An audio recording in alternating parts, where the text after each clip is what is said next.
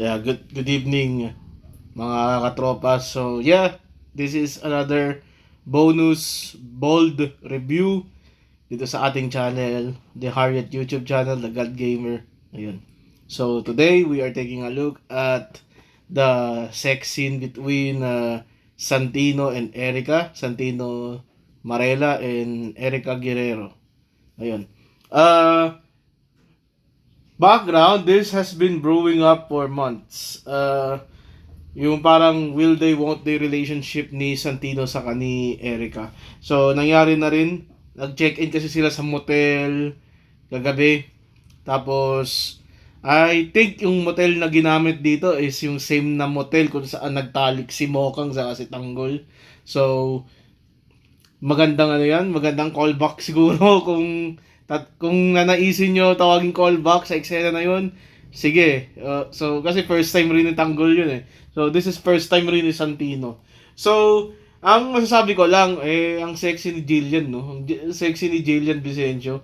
I think yung kanyang kapayatan, yung kanyang sexy, doon nagdadala yung kanyang sexiness.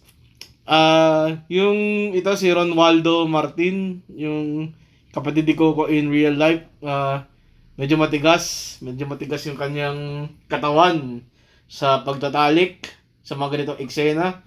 Mukhang hindi sanay. At ba't kita yung kapamilya logo? Di naman gumagalaw eh.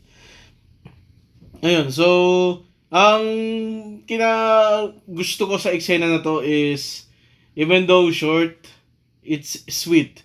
At ang nagdala ng eksena na to ay si Jillian. Lalo na yung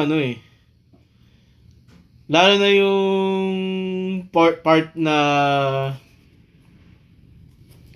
nakadamit siya all black. So it's a black dress, black bra, black panty. You know, something na pwede ko ma-appreciate sa babae is if naka all black sila. Like yun. Diba? Pag naka all black, moi. Diba? I think yun yung pinaka-sexing kulay ng lingerie is black. And dito talaga nag-accentuate yung aking punto na ang pinaka-sexing lingerie color ay black. So yeah, maikli lang naman itong eksena na to. Wala naman nangyaring trusting or something. Hindi siya totally bold. They played it safe. Alam ko medyo bata pa daw si Jillian eh. Google ko nga Jillian Vicencio age. Medyo bata pa siya eh. Ano bang age nito? She is 24 years old. I stand corrected. May mga Viva Max stars na mas matanda pa sa kanya. Okay, so anyway, I appreciate the fact na she is into these mature scenes. And ayun.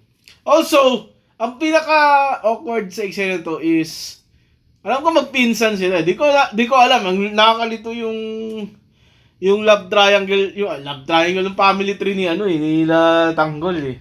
So si Tanggol ay apo ni Tinding na ginahasa ni Gustavo Guerrero. So Tinding Gustavo Marites. Tapos Marites ang anak si Tanggol.